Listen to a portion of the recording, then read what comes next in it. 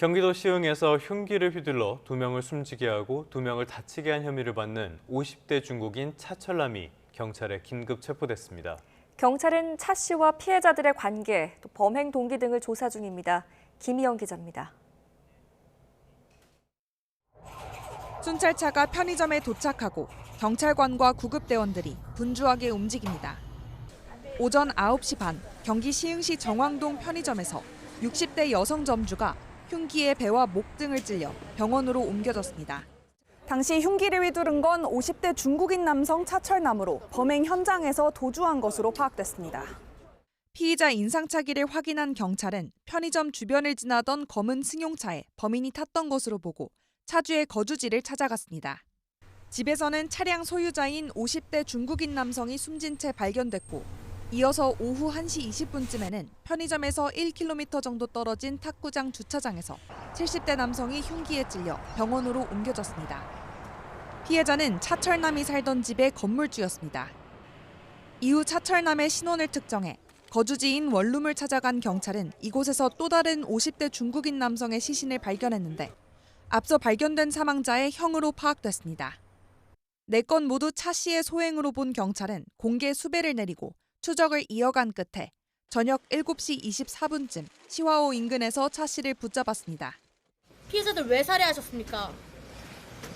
피해자들과 어떤 관계세요? 경제적인 거래가 좀 저한테 돈을 꺼갖고 그걸 갚지 않고 시비는 시. 경찰은 차 씨가 범행을 인정했다며 구체적인 동기 등에 대한 조사를 진행하면서 구속영장을 신청할 방침이라고 밝혔습니다. YTN 김희영입니다. 경기 화성 동탄경찰서는 허공에 가위를 휘두르고 다닌 혐의로 50대 중국인 남성 A씨를 검거했습니다. A씨는 그제 오전 11시쯤 경기 화성시 병점동 길거리와 마트에서 가위 2자루를 휘두른 혐의를 받고 있습니다. A씨는 이보다 앞서 음식점에서 콜라를 훔친 것으로도 조사됐습니다. A씨는 길거리에서 가위를 주워 범행을 저질렀다고 경찰에 진술했는데 경찰은 A씨에게 정신질환이 있다고 보고 응급 입원 조치했습니다. 대선 주자들의 오늘 일정 짚어보겠습니다. 더불어민주당 이재명 대선 후보는 경기도에서 유세를 이어가면서 이틀째 수도권 표심을 공략합니다. 이 후보는 오전에 경기도 의정부에서 유세를 진행하고요. 고양과 파주, 김포 등을 돌면서 지지를 호소할 예정입니다. 국민의힘 김문수 대선 후보는 서울에서 유세를 이어갑니다. 김 후보는 한국예술문화단체 총연합회와의 정책협약식에 참석한 뒤 서울 강서구 화곡 남부 골목시장을 찾아가 바닥 민심을 청취합니다. 오후에는 영등포 쪽방촌에 들른 뒤 서초와 송파, 강동에서 유세를 하고 저녁엔 경기 하남에서 유세전을 마무리합니다. 개혁신당 이준석 후보는 이틀째 광주에서 호남 유권자들을 만납니다. 이 후보는 오늘 광주시청에서 강기정 광주광역시장을 만나 지역 현안과 대선 전국을 논의합니다. 중앙선거관리위원회는 제21대 대선 재외투표가 오늘부터 오는 26일까지 전 세계 118개국 223곳 투표소에서 치러진다고 밝혔습니다. 재외투표에 참여하려면 오전 8시부터 오후 5시 사이 여권이나 주민등록증 등 사진이 첨부돼 본인임을 확인할 수 있는 증명서를 지참하고 재외투표소를 방문해야 합니다.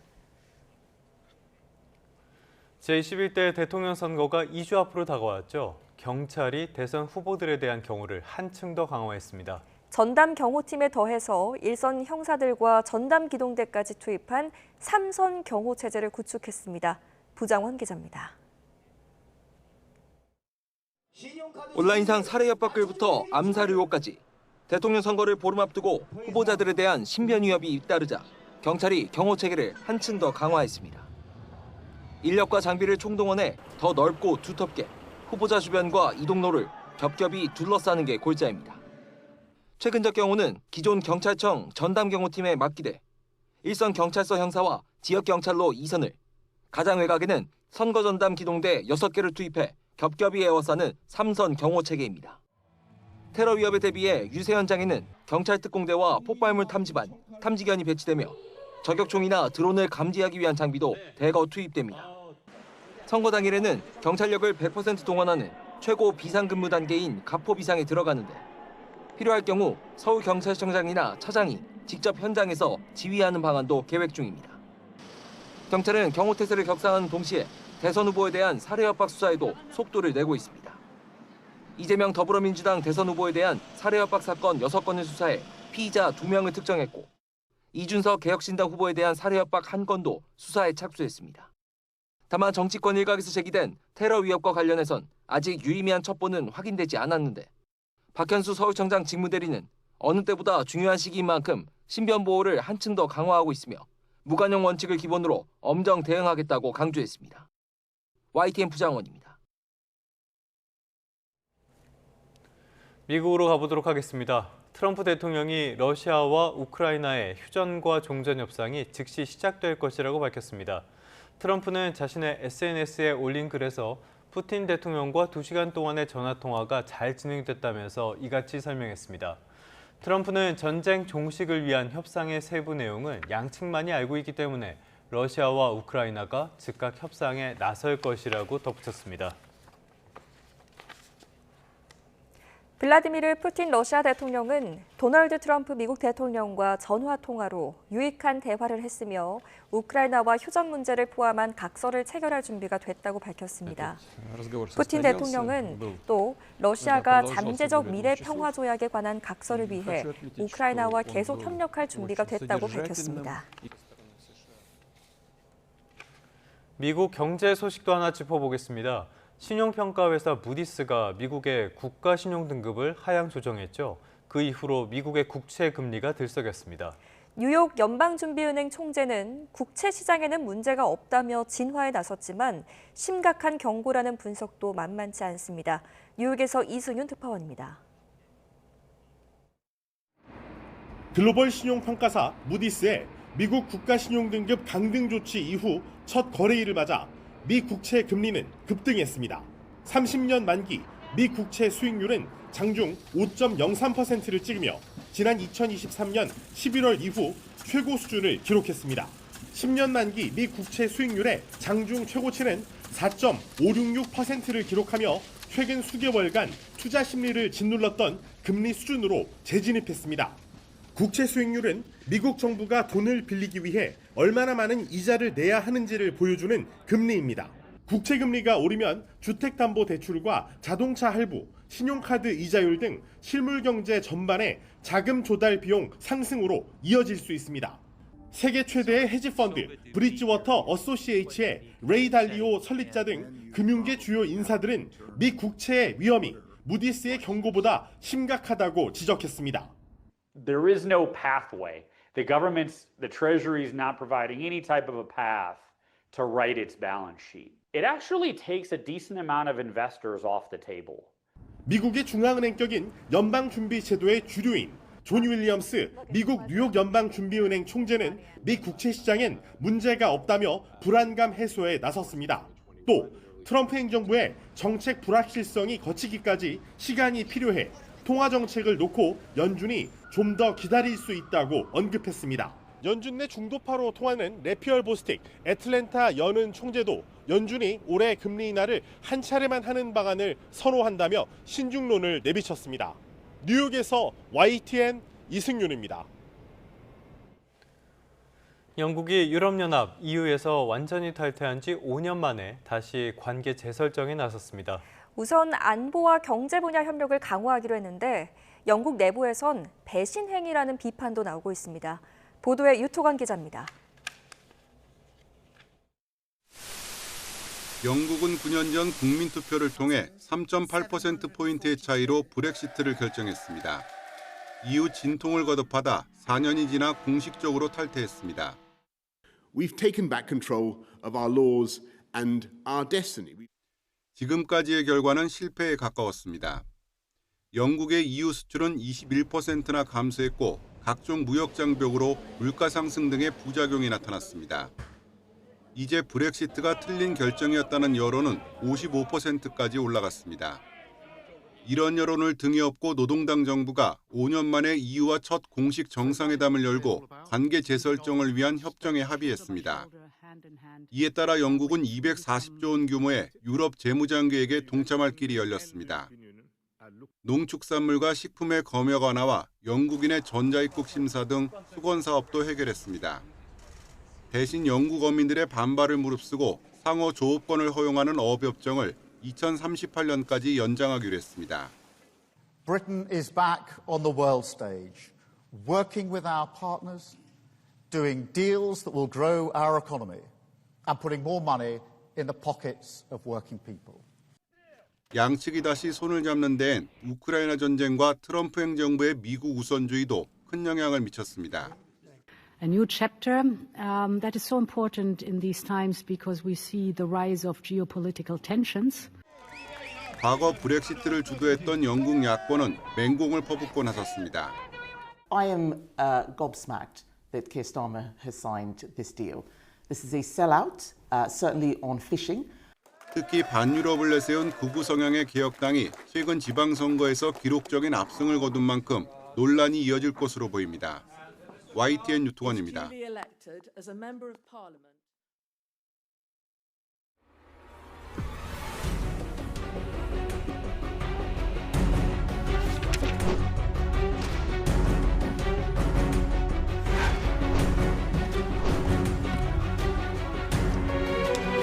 최초로 해당 서버의 악성 코드가 설치된 시점인 22년 6월 15일에부터 보고 기록이 남아있지 않은 24년 12월 1일까지는 자료 유출 여부가 현재까지는 확인되지 않았습니다.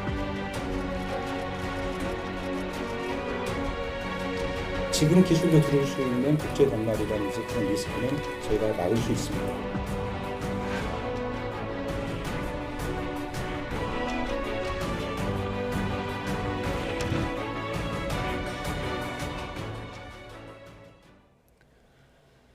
경제 소식 빠르고 친절하게 전해드립니다. 스타트 경제, 오늘은 최상미 이화여대 경영학부 교수와 함께하겠습니다. 어서 오십시오, 교수님. 안녕하십니까. 교수님 어서 오십시오. 조금 전에 영상에서도 보셨지만은 교수님은 통신사 어디 쓰십니까?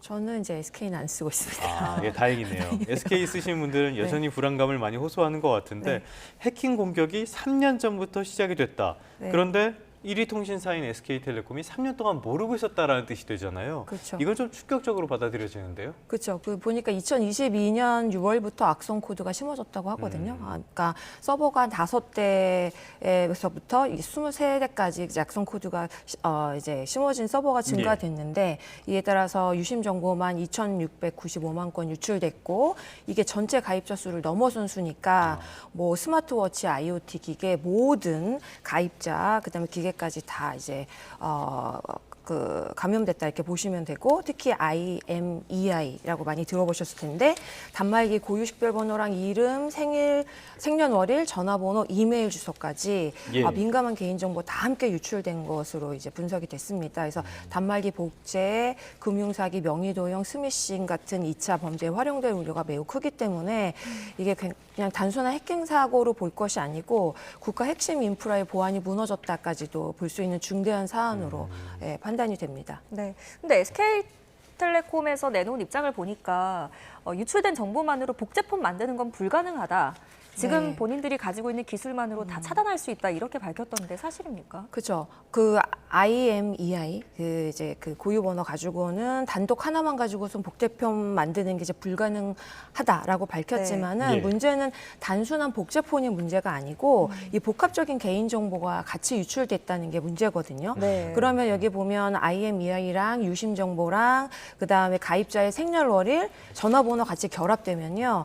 그러면 사칭도 쉽게 할 수 있고 인증 우회나 금융 거래 침입 같은 것도 이제 고도화된 수법이 사용될 수 있다고 봐야 되고요. 특히 감염된 서버 23대 중에 2대 같은 경우에는 개인 정보를 임시로 보관하던 이런 서버였거든요. 그래서 이게 이제 더 중요한 문제는 3년 가까이 이 기간 동안 이를 탐지하지 못했다는 게 굉장히 중요한 거고 기술적인 문제를 넘어서서 이 보안 체계나 관리에 있어서 굉장히 소홀했다라는 게 이제 문제의 핵심이라고 보시면 될 것 같습니다. 말씀하신 것처럼 해킹이야 원천적으로 방지하는 게 어려우니까 그렇다 쳐도 이 대응 같은 걸 보면은 과연 대기업이 맞나 싶을 정도로 좀 걱정되는 부분들이 많습니다. 이런 해킹이 나올 때마다 대체 누가 왜 했나 이런 것들이 관심사가 될 수밖에 없는데요. 해킹 배후로 중국의 해커 조직이 거론되고 있다고 해요. 무슨 네. 얘기입니까? 이거 뭐 조사에 따르면 어제 뉴스에 보면 대규모 해커 중국의 조직이 이제 여기 악성 코드 심고 오랫동안 해킹하려고 했다 이제 이런 보도가 나왔는데요. 이게 그 우리나라 그 국민들의 개인 정보가 사실은 그 다크웹 같은 경우에서 굉장히 비싼 값에 거래되고 있습니다. 예. 왜냐하면 개인정보 활용하면 금융거래 등 정말 다양한 거래를 온라인으로 할 수 있기 때문에 그래서 지속적인 해킹이 일어나고 있는 게 사실이고요. 그래서 이게 이제 보면은 SKT가 관련해가지고 이런 부분을 우선 해커가 공격하면 막는 게 쉽진 않지만 오랫동안 몰랐다는 게 문제여가지고 예. 여기에 대해서 책임을 회피하기는 좀 어려울 것 같습니다. 네. 책임을 물을 방법은 있습니까? 법적으로 충분히 가능성이 있다고 보고요. 네. 우선은 정보통신망법을 보면은 망법상에서 통신사가 이용자의 개인정보를 안전하게 보관할 보호할 의무가 네. 있다고 이제 돼 있습니다. 그래서 SKT가 보안 시스템이 장기간 동안 악성 코드에 감염됐음에도 불구하고 이를 탐지하지 못했잖아요. 그리고 감염 서버 수도 5대에서 23대로 증가하고 급증을 했는데 개인정보 유출 가능성이 있음에도 불구하고 이제 고객에게 신속하게 통지하지 못한 이런 그 관리 소홀 책임도 있기 때문에 개인정보보호위원회에서 SKT의 전수조사를 또 명령했고 유출 가능성이 있는 전 가입자에게 개별 통제하고 구제 대책을 마련하도록 지금 지시한 상태거든요. 예. 그래서 향후에 과징금을 부과받는다든지 형사적인 책임 추궁도 가능하고요. 이제 이번 사태를 보면은 민간 통신망의 보안 체계 전반을 국가적으로 재점검해야 되는 이런 계기로 삼아야 될 거라고 보여집니다. 알겠습니다. 뭐 사용자들의 불안감을 잠재우기 위해서 빠른 조치가 필요해 보이고요. 다음 소식 하나 알아보도록 할까요? 스트레스 DSR, 총부채 원리금 상환 비율 DSR. 이게 7월부터 3단계가 시행이 된다고 해서요. 오늘 금융위원회에서 관련된 내용을 발표한다고 합니다. 일단은 DSR. 도 조금 어려울 수 있는데 스트레스가 붙으니까 조금 더 생소할 수 있거든요. 그렇죠. 네. 이거부터 좀 설명 부탁드릴게요. 이게 보면 이제 DSR은 이제 총부채 원리금 상환 비율이거든요. 그래서 보면은 연소득, 내가 버는 연소득 대비해 연간 갚아야 되는 대출금의 원금하고 이율을 합한 비율을 뜻하는 겁니다. 근데 여기에 스트레스가 붙어서 스트레스 DSR이 되면은 여기에 미래의 금리가 상승할 거를 대비를 해가지고 이 가능성을 가상금리로 반영해가지고 대출 한도를 더 낮춰서 관리한다. 그래서 예. 보수적인 제도인데요. 만약에 이제 7월부터 수도권이 이제 1.5%, 비수도권은 최대 1.25% 스트레스 가상금리가 적용된다라고 하면은 1.5%라는 수치는 기존 금리에 추가적으로 반영되는 가상의 금리라고 보시면 될 것 같고요. 네. 이만큼 금리가 오를 수가 있으니까 지금도 미리 안전하게 평가를 하겠다라는 의미입니다. 그래서 예를 들어가지고 연소득이 한 6천만 원인 수도권 거주자가 주담대를 대출을 하게 되면은 기존보다 약 1,200만 원 정도 이상의 대출 한도가 줄어들 수 있다 이렇게 보시면 예. 되고요. 이는 대출 심사를 한층 더 강화해가지고 가계부채, 특히 이제 주택담보대출의 이거를 비율을 좀 줄이겠다는 정부의 의지를 보여주는 그런 조치라고 보시면 될 것 같습니다. 네. 그러니까 이제 주택 구입할 때 본인의 소득 수준에 비해서 너무 과도하게 대출 받지 말라라는 취지의 제도인 것 같은데요. 맞습니다. 네. 이제 본격적으로 시행이 되면 대출 받기가 더 까다로워지지 않겠습니까? 그렇죠. 그래서일까요? 시중은행 가계대출 증가세가 가팔라졌다고 합니다. 그 전에 미리 대출을 받기 위한 수요가 몰린 탓일까요? 그렇죠. 이제 말씀하신 대로 이제 막차 수요가 핵심 원인이다 이렇게 보여지거든요. 그래서 스트레스 DSR 단계가 이제 7월부터 본격 시행되잖아요. 네. 그럼 대출 한도가 줄어들게 되니까 7월 전에 이를 피하려는 수요가 급증할 게 당연하고요. 이제 실제로 보시면 5월 15일에 기준 보면은 5대 시중은행의 가계대출 잔액이 전달보다 2조 8,979억 원 늘었거든요. 네. 그다음에 5월 말까지 보면은 5조 원 이상 증가할 가능성이 제기되고 있습니다. 그래서 특히 일부 은행 보면은 주택담보대출 신청이 아침 일찍 이제 마감된다고 하는 이 오픈런 현상까지 벌어지는 걸 보면은 대출 규제 전에 미리 자금을 확보하려는 소비자 심리가 강하게 작용하고 있다 이렇게 보이고요. 예. 향후 규제 시행 후에는 이제 이러한 증가세가 약간 이제 완화될 수 있지 않을까 이렇게 보여집니다. 네. 알겠습니다. 가계비 관리 굉장히 중요한 일인데 그래도 꼭 필요한 사람들이 대출을 받지 못하는 일은 없도록 관리를 잘 해야 되겠습니다. 다음 이슈도 살펴보도록 하죠. 정부의 대표단이 관세 협상을 위해서 오늘 오전에 출국을 한다고 해요. 2박 3일 동안 릴레이 실무 협의를 이어간다고 하는데 미국에서 이번에는 구체적인 청구서 어떤 거 제시할 거라고 보십니까? 그렇죠. 지금 이제 말씀하신 대로 2차 기술 협의 진행할 건데 이게 이제 고위급에서 관세 협상 전에 마지막으로 실무 조율하는 단계라고 합니다. 그래서 미국이 요구할 게 비관세 장벽인데 우리나라 가지고 있는 예를 들면은 우리나라의 안보상 중요한 정밀 지도 반출 제한, 그다음에 인터넷 망 사용료, 그다음에 소고기 수입 제한 같은 이제 비관세 장벽의 완화를 적극적으로 요구할 것으로 이제 보입니다. 그래서 동시에 또 디지털 무역하고 경제 안보 분야에 있어가지고 미국의 자국 기업의 수출 환경을 개선을 이제 강력하게 요구할 것 같은데 이제 반면에 한국 같은 경우는 주요 수출 품목이 있잖아요. 자동차, 철강, 배터리 같은 이제 주요 수출 품목을 직접적인 관세 인하나 면제를 요구해야 되는 상황인데요. 그래서 이번 협상 보시면은 미국의 한국에 대한 비관세 장벽 완화, 관세 철폐, 우리나라의 관세 철폐 요구 간의 실익 이렇게 교환하는 구조로 전개될 가능성이 클 것 같고요. 이게 이제 양국 모두 자국의 산업에 굉장히 민감한 이슈이기 때문에 이를 놓고 이제 강도 높은 협상을 벌일 것으로 예상이 됩니다. 네, 미국 입장에서는 앞서 영국과도 수월하게 합의를 마쳤고 중국과도 휴전에 돌입했기 때문에 여세를 몰아서 우리나라 협상에서도 조금 더 압박, 그리고 양보를 요구할 가능성이 있는데 말씀하신 것처럼 좀 그런 태세에 우리는 어떤 그 전략을 가지고 임하면 될까요? 그러니까 보면 자동차, 그러니까 우리나라 같은 경우는 직접적인 관세가 우리나라의 주요 산업에 아주 직접적인 타격을 주잖아요. 그러니까 여기에 대해서 이제 예를 들면 이제 대미 수출 자동차 같은 경우에는 비중이 이제 대미 수출이 한 30% 정도 되거든요. 우리나라 28%에서. 그래서 이 관련된 관세 인하가 굉장히 우리의 핵심 협상 목표거든요. 그래서 이를 달성하기 위해서는 사실 미국이 요구하는 디지털 무역 규제 완화나 농산물 시장 개방에 대해서 굉장히 유연한 대응을 보여야 된다. 그래서 맞교환을 하는 이런 전략이 필요할 것 같습니다. 말씀 주셨듯이 영국이 탄소 배출 기준 유예를 조건으로 자동차 부분에 대해서 혜택을 우선 받았잖아요. 성공적이고 중국도 농산물을 적극적으로 개방하고 이를 또 통해서 맞교환한 게 통신 장비 분야에 대해서 제재 완화를 성공적으로 이끌어냈습니다. 그래서 한국도 상호 이익이 교환되는 협상 구조를 마련해야 되고 단계적으로 뭐를 얻으려는 이런 그 전략보다는 중장기적으로 수출 환경을 안정화하는 이런 전략을 꾀할 필요가 있다고 보입니다. 알겠습니다. 지금 협상에 대한 이야기들 계속 나오고 있는데 중국과 영국, 일단 영국과는 합의가 됐고 중국과는 앞으로 어떻게 될지 모르겠고 일본과는 조금 빨리 될 줄 알았더니 그것도 잘 안 되고 있고 우리나라와 어떻게 될지 이 부분도 관심이거든요. 50일 정도 남았는데 이제 관세 유예 남은 기간이 이 기간 동안 합의가 이루어질 수 있을까요?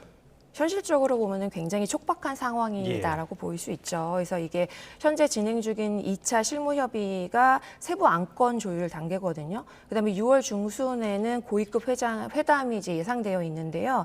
이게 양측이 어느 정도 양보를 하느냐가 굉장히 중요할 건데 7월 8일 이전에 합의 가능성이 양보하느냐에 따라서 달라진다. 그래서 굉장히 양측의 입장을 고수하다 보면 사실은 어렵다 이렇게 보여지고요. 시간상 원칙적 합의에다가 세부 사항에 대해서 유예하는 방식으로 가지 않으면은 어렵지 않을까 해서 원칙부터 빨리 합의를 하고 세부 조정에 관해서는 향후 지속적으로 논의하는 형태로 가야 될 거고 특히 줄라이 패키지 같은 경우는 이제 단순 관세 협상을 넘어서서 디지털 무역하고 경제 안보까지 포함된 종합 합의이기 때문에 모든 분야에서 동시에 그 전에 50일 동안 타결한다는 어려우니까 전략적으로 우선순위를 좀 정하고 단계적으로 접근하는 전략이 필요할 것 같습니다. 네, 알겠습니다.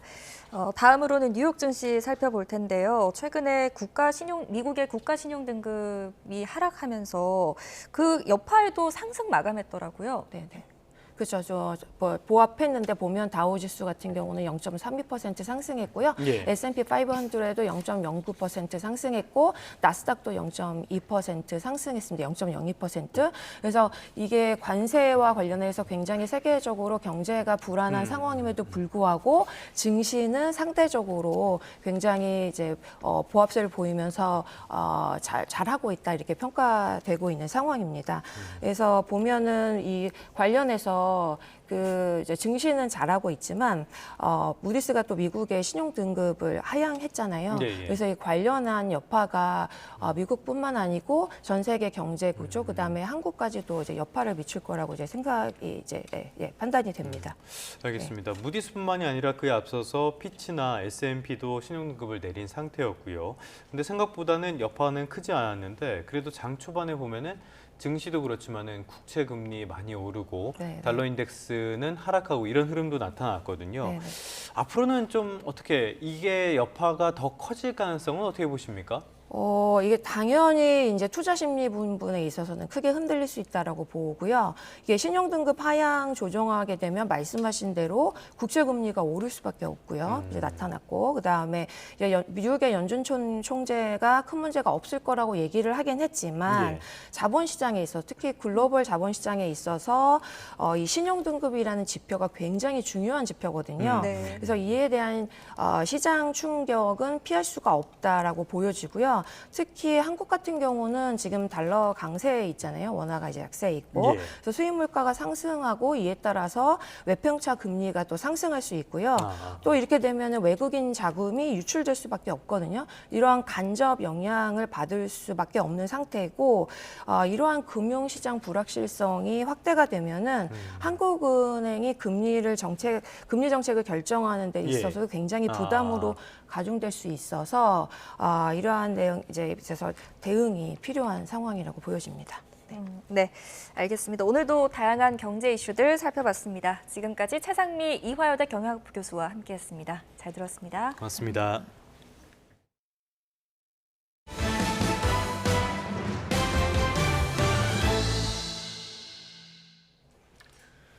다음 소식입니다. 어제 잇단 흉기 난동으로 많은 시민들이 불안에 떨었습니다. 어제는 윤석열 전 대통령의 내란 혐의 등에 대한 4차 공판도 있었는데요. 재판 전에 지귀현 부장판사는 자신에 대한 술접대 의혹을 적극 반박하기도 했습니다. 관련 내용 이고은 변호사와 함께 짚어보겠습니다. 변호사님 나와 계시죠? 네, 안녕하세요. 이고은 변호사입니다. 어제 있었던 사건, 사고 소식부터 짚어보도록 할까요? 흉기로 4명의 사상자가 발생을 했습니다. 차철남. 어제 저녁에 체포가 돼서 조사를 하고 있는데 살해당한 피해자들과 어떤 거래가 있었다. 이런 주장을 하고 있다고요. 어떤 내용입니까? 네, 그렇습니다. 어제 이제 체포된 차철남 같은 경우에 중국 동포로 알려졌는데요. 이 차철남이 어제 오전에는 자신의 거주지 인근 편의점에서 이 내국인인 60대 여성 편의점주 A씨에게 흉기를 휘둘렀고요. 오후에는 이제 체육공원에서 이 70대 건물주 C씨를 잇따라 흉기로 찌르는 그런 범행을 했습니다. 예. 경찰이 이를 추적을 하는 그 과정 중에 이 차철남의 집 내부에서 실제로 50대 중국 동포이자 형제관계로 추정되는 D씨 그리고 주거지로부터 100m가량 떨어진 곳에서 B씨를 각각 살해했다. 그것도 수일 전에 살해했다라는 현장까지 발견을 했는데요. 이를 두고 이상동기 범행인지 아니면 계획 범행인지를 두고 경찰이 수사를 벌이고 있습니다. 어제 이제 긴급하게 체포가 된 상황이고요. 야간에 조사를 벌였는데 현재까지 차철남의 주장은 어떠한 무동기 살해가 아니라 저에게 돈을 꿔서 갖지 않았다. 그런 이유로 나는 형제를 살해하게 됐다라는 취지로 주장하는 것 같습니다. 즉 살해에는 동기가 있었고 어떤 원인이 있는 살해였지 이 묻지마 범행이 아니라는 취지로 주장하는 것 같은데요. 그렇지만 2명을 살해했고 2명에게 흉기를 휘두른 이 부분에 대해서는 이 차철남은 혐의를 모두 시인하는 것으로 보도되고 있습니다. 네, 이번 사건으로 인해서 부상자도 있습니다. 편의점주와 또 집주인인데요. 편의점주를 향해서는 모욕했다라는 이유로 또 집주인을 향해서는 무시를 했다라는 이유로 흉기를 휘두른 것으로 알려졌습니다. 이것 또한 뚜렷한 원한 관계가 아직 파악되지 않은 것으로 보이는데 이상동기 범죄로 봐야 할까요? 그 부분은 조금 더 조사를 해봐야 될 것 같습니다. 지금 차철남이 살해한 형제 같은 경우에는 아까 말씀드렸듯이 돈을 벌었는데 12년간 갚지 않았다라는 이 경제적인 원인으로 살해했다라고 주장하고 있는데요. 지금 2명에 대해서는 흉기를 휘둘러서 상해를 입힌 것으로 알려졌는데 이 관련해서는 현재는 나를 무시했다, 모욕했다라고 지금 주장을 하고 있습니다. 근데 구체적인 원한 관계나 어떤 원인이 있는 흉기를 휘두른 행위였는지는 결국에 피해자 조사가 필요할 것 같은데요. 현재 편의점주와 집주인 같은 경우에는 지금 치료를 받고자 상세한 피해자 조사는 이루어지지 않은 것 같습니다. 지금 이 차철남이 이 피해자들에게 흉기를 휘둘렀을 때 어떤 발언을 하면서 이러한 행위를 했는지, 그리고 평소의 관계가 어땠는지, 또 이렇게 흉기를 휘두르기 전에 이 편의점주와 집주인과 어떠한 연락을 받았는지 이런 것들을 철저히 피해자 조사를 우선 해야 될 것 같고요. 이들 간에 주고받았던 연락이나 물적 증거까지 확인을 해봐야 이것이 어떤 이상 동기의 범죄인지 아니면 어떤 원한 관계에 의한 계획적인 범행인지 이 부분이 좀 더 나올 것 같습니다. 또 사망한 두 사람 같은 경우에는 현재 국가수의 감정을 하고 있는 것으로 보여지는데요. 이 또한 이상 동기 살인인지 계획 범죄인지는 결국 국가수 감정을 통해서 정확한 살해 시점이 언제인지, 그래서 이 2명에게 부상을 입힌 시점과 살해한 시점이 얼마나 맞닿아 있는지 이런 부분들을 조금 더 정확히 규명해 봐야 될 것 같습니다. 알겠습니다. 어제 비슷한 사고가 하나 더 있어요. 동탄에서도 남성이 흉기를 휘두른 사고가 있었는데 공교롭게도 이 두 사건의 두 사건의 범인이 모두 중국 국적자예요. 그렇다면은 처벌과 이 수사 이런 것들은 어떻게 되는 겁니까? 네, 우리 형법은 이 대한민국 영역 내에서 죄를 범한 내국인과 외국인 모두에게 적용이 됩니다. 따라서 지금 말씀 주신 사건의 가해자가 공교롭게도 모두 중국 국적을 가지고 있는데요. 이 범죄지가 우리나라 영토 내이기 때문에 충분히 우리나라 수사기관에서는 수사 및 처벌 권한 있고요. 수사 후에 이들은 이제 한국 법원에서 재판을 받게 될 것이고, 만약에 실형이 선고된 경우에는 보통 형량을 모두 복역한 다음에 추방 조치되는 것이 통상적이다라고 이해하시면 될 것 같습니다. 네. 자, 다음 소식 한번 살펴보겠습니다. 어제 윤석열 전 대통령 내란 혐의 4차 공판에서 국회의원을 끌어내라는 지시가 있었다라는 증언이 또다시 이어졌죠? 네, 그렇습니다. 어제는 이 박정환 특전사 참모장, 그러니까 3차 공판 때에도 박정환 참모장, 박정환 준장이 증인신문을 시작을 했는데 마무리를 하지 못해서 어제 4차 공판 때 다시 증인석에 올랐습니다. 그런데 박정환 준장 같은 경우에는 3차 공판과 동일하게 같은 취지의 증언이 나왔는데요. 이 박 준장은 비상계엄 당시에 이 곽종근 전 사령관이 헬기 출동 상황과 관련해서 누군가로부터 독촉 전화를 많이 받았다라는 증언을 했습니다. 심지어 얼마나 촉박하게 느껴졌냐면 수화기 너머에서 몇 분이 걸리냐라는 질문을 받았을 때 곽 전 사령관이 실제로는 15분이 걸리는데 5분 정도 걸린다라고 줄여서 말할 정도로 굉장히 조급해한 모습을 목격했다라고 이야기를 했고요. 또 이 곽 전 사령관이 어떤 상관으로부터 전화로 어떤 지시를 받았는지는 정확히 듣지 못했지만 그렇지만 곽 전 사령관이 통화 상대방에게 예 알겠습니다. 문을 부수고서라도 들어가겠습니다. 라고 복창하는 것을 들었다라고 이야기를 했습니다.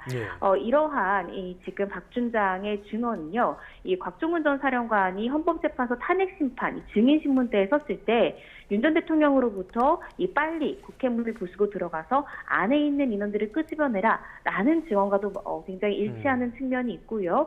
결과적으로 지금 박 준장의 증언이 곽 전 사령관의 증언과 상당 부분 일치한다라고 이해해 볼 수 있을 것 같습니다. 알겠습니다. 반대로 윤 전 대통령 측에서는 박정환 참모장의 진술 신빙성에 대해서 의문을 제기했어요. 뭐가 문제라는 겁니까? 네, 이 박 참모장 증인신문 할 때요, 검찰이 이 박 참모장이 당시에 휴대전화에 기록한 메모를 제시를 했습니다. 그 메모 내용을 살펴보면 문을 부수고라도 들어가라, 유리창을 깨고 들어가라, 본회의장에서 표결을 못하게 의원들을 끌어내라 라는 등의 당시에 박 참모장이 들었다라고 보여지는 이 문장들을 기록해놓은 휴대전화 기록을 공개를 했는데요. 이 부분에 대해서 윤 전 대통령 측의 변호인은 아무래도 그때 당시에 내란으로 좀 몰아가는 분위기가 형성되어 있었고 법정형도 사형이나 무기징역까지 가능하다 보니까 이 증인이 좀 신경 쓰여서 이런 메모를 한 것이 아니냐라는 취지로 이 메모의 신빙성 관련해서 문제를 삼았습니다. 이 부분에 대해서 박 참모장은 이 사건이 끝났을 무렵에 이 사령관에 대한 신뢰 문제나 부하들 간의 이 배신감 등의 문제가 복잡하게 얽혀 있었던 것뿐이지 특별히 어떤 의도를 가지고 어떤 조작이랄지 그런 가능성은 없었다라고 선을 그었습니다. 알겠습니다. 어제 재판에서는 그런데 이 재판 내용보다 조금 더 관심을 받았던 사안이 있어요. 바로 접대 의혹, 룸사롱 접대 의혹을 받고 있는 지기현 재판장. 어제 재판 전에 공개적으로 이 의혹을 전면 부인했는데 이런 모습은 굉장히 이례적인 모습으로 보입니다. 어떻게 보였습니까? 네, 굉장히 이례적입니다.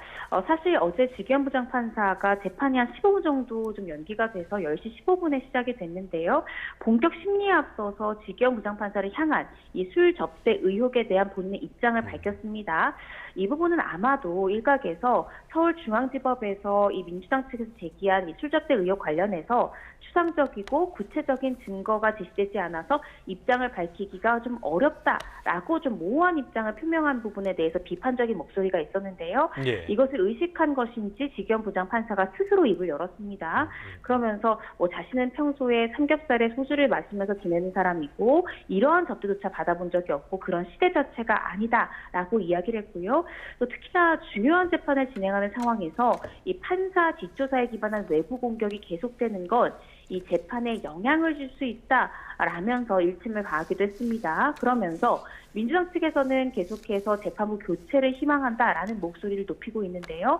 이 부분에 대해서 재판사는 앞으로도 재판부는 법이 정한 절차에 따라 공정하고 신속한 재판에 매진하겠다라고 밝힘으로써 재판부 교체의 의지가 없고 자신의 내란 관련 재판을 끝까지 이어가겠다라는 의지를 밝히기도 했습니다. 네, 지기현 재판장이 이렇게 입장을 밝히자 민주당이 사진을 한 장 공개했습니다. 그러면서 접대 입증은 사법부가 하라 이렇게 주장을 하고 있는데 이 해당 사진만으로 의혹을 입증할 수 있을까요? 저는 조금 어렵지 않나라는 생각이 듭니다. 사실 재판사가 이렇게 입장을 밝히고 1시간 만에 민주당 측에서 지기현 판사의 모습이 담긴 사진을 공개했는데요. 물론 이 재판사 뒤에 있는 배경과 지금 민주당 측이 이야기하고 있는 이 고급, 이 룸살롱의 뒷 배경이 상당 부분 유사해 보이는 것은 맞습니다. 네. 그런데 그 장소에 갔다라는 것만 입증해서는 부족합니다. 지금 민주당 측에서 제기하고 있는 의혹은 룸살롱에 갔고 거기서 고가의 술 접대를 받았고 그 대금을 이 재판사가 지급하지 않음으로써 향응을 제공받았다라는 건데요. 그 사진만으로는 그 장소에 갔다, 거기까지는 유추해 볼 수 있겠지만 실제로 고가의 향응까지 받아야 되는 만큼 이것을 입증하기에는 현재로서는 조금 부족한 것이 아닌가라는 생각이 듭니다. 어떤 내용이 더 나올지는 모르겠지만 일단은 향응을 제공받았다고 주장하면서 거기에 대한 뚜렷한 증거 같은 것들은 없는 상황, 의혹 대상자가 밝히라고 하는 의혹이 아닌가라는 조금 비판적인 시각도 있을 것 같습니다. 어찌됐든 간에 이 부분에 있어서는 철저하게 진상을 규명하는 것은 분명히 필요해 보이고요. 지금 민주당 쪽에서도 그렇지만은 재판부를 교체해야 된다라는 목소리도 있습니다. 교체할 가능성 어떻게 보십니까? 이 의혹이 어느 정도 사실로 밝혀져야만 재판부 교체가 가능할 것으로 저는 보여집니다. 말씀 주신 대로 그 사진만으로 지금 현재 의혹이 정확하게 규명됐다라고 보긴 어렵고요. 이 대법원 윤리감사관실에서도 조사를 하고 있는 만큼 이 사실관계가 사실로 밝혀질 경우에는 재판부 교체가 가능하겠지만 그것이 아니고 의혹이 사실이 아니다라는 결론이 나온다면 재판부 교체는 불가능하지 않을까 싶습니다. 민주당 쪽에서는 공수처에 고발하는 것도 적극적으로 검토하겠다라고 이야기를 하고 있어요. 만약에 공수처 고발하게 되면은 이 결론이 나오기까지 상당한 시일이 필요한 거 아닙니까? 네, 그렇습니다. 그런데 이미 시민단체가요, 지기현 부장판사에 대해서 여러 가지의 혐의로 뇌물죄와 여러 가지의 혐의로 현재 고발을 이미 한 상황입니다. 따라서 민주당 측에서 추가 고발하더라도 결국 뇌물죄와 이 청탁금지법 위반, 즉 시민단체가 고발한 질문과 동일하게 고발할 것으로 보여지는데요. 그래서 그 추가 고발 여부와 관계없이 공수처에서는 이미 시민단체의 고발을 받았기 때문에 이 고발 내용을 토대로 수사를 진행할지 여부를 일단 판단을 먼저 할 것 같습니다. 네, 알겠습니다. 오늘 도움 말씀 여기까지 듣겠습니다. 이고은 변호사와 함께했습니다. 잘 들었습니다. 감사합니다.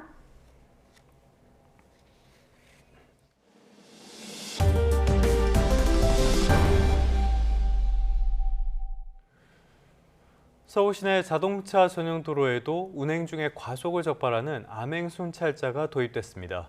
서울에서는 처음으로 운용되는 건데요. 시범 운영을 거쳐서 다음 달부터 본격적으로 단속에 나섭니다. 윤태인 기자가 취재했습니다. 1차로를 주행하던 흰색 승합차가 지나가자 차량 내부에서 경고음이 울리고 모니터에 차량 속도가 표시됩니다. 스타리아 제가 잠깐 세울 겁니다. 차 우측으로 정차해보세요. 고속도로에서나 볼 수 있었던 암행순찰차가 서울 시내에서 과속 차량을 적발하는 겁니다. 강변북로와 올림픽대로 같은 서울 자동차 전용 도로에도 주행하면서 과속 단속이 가능한 암행순찰차가 투입됐습니다. 겉보기엔 일반 승용차 같지만 차량 속도를 재는 레이더와 차량 번호를 인식하는 카메라가 있습니다. 이렇게 단속된 차량 정보는 곧바로 경찰 서버에 전송됩니다. 경찰은 과속뿐만 아니라 불법 끼어들기, 지정차로 위반을 단속하는 데도 장비를 활용할 수 있다고 설명했습니다. 자동차 전용 도로도 안전한 교통 환경이 더 조성될 수 있을 거라고 생각하고 있습니다. 경찰은 이달 말까지 암행순찰차 시범 운영과 홍보 활동을 거쳐 다음 달부터 본격적으로 난폭 운전 단속에 나설 방침입니다. YTN 윤태인입니다. 끝으로 출근길 날씨 살펴보겠습니다. YTN 야외 스튜디오 연결합니다. 고은재 캐스터. 네, 고은재입니다. 간밤에도 서울에 약한 비가 오락가락 내리는 것 같던데요. 이제 비 모두 그친 겁니까? 네, 아직 하늘빛이 흐리고 또 공기도 습해서 우산 챙겨야 하나 고민이실 텐데요. 앞으로는 일부 중부 내륙에 약한 비만 조금 더 내리겠고요. 서울에서는 빗방울이 떨어지는 곳만 있겠습니다. 이후로는 전국 하늘에 구름만 가끔 지나겠고 또 낮 동안 기온이 껑충 올라서 덥겠습니다. 그럼 서울 낮 기온이 몇 도로 예보된 건가요? 네, 오늘 서울 한낮 기온이 26도로 소여름 수준의 더위가 나타나겠는데요. 그 밖의 지역에서는 30도를 웃도는 한여름 더위가 기승을 부리기도 하겠습니다. 오늘 나오실 때는 낮더위를 염두에 둔 옷차림 해주셔야겠습니다. 밤사이 비구름은 대부분 빠져나갔지만 오늘 아침까지 경기와 영서, 충북 내륙에는 5mm 미만의 비가 조금 더 내릴 수 있겠고요. 오후부터는 중부지방에서도 하늘이 차츰 개면서 전국 하늘에 가끔 구름만 지나겠습니다. 오늘 출근길 바다 안개가 유입된 서해안과 남해안을 중심으로 시야가 무척 흐립니다. 특히 붉은색으로 표시된 지역은 채 100m 앞도 내다보기 힘든데요.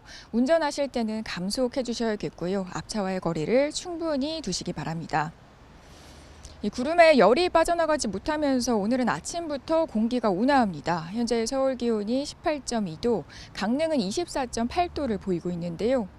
이 따뜻한 바람에 볕까지 내리쬐면서 낮 기온은 어제보다 5도에서 7도가량 높게 치솟겠습니다. 서울 26도, 대전과 전주 31도, 대구는 32도로 충청 이남에서는 한여름 같은 더위가 나타나겠습니다. 이 30도 안팎의 고온 현상은 내일까지 이어지겠고요. 하루 걸러서 또 비 소식이 있습니다. 오늘 밤 제주도를 시작으로 내일은 남부 곳곳에 또 내일 늦은 오후부터 모레 사이에는 일부 중부 내륙에 비가 내릴 전망입니다. 여름의 시작을 앞두고 변덕스러운 봄 날씨가 이어지고 있습니다. 날씨 변화에 몸이 적응할 수 있도록 면역력과 건강 관리에 신경 써주셔야겠습니다. 지금까지 서울 상암동에서 YTN 고은재입니다. 네, 5월 20일 YTN 뉴스타트 모두 마무리하겠습니다. 오늘 아침도 저희와 함께해 주셔서 고맙습니다.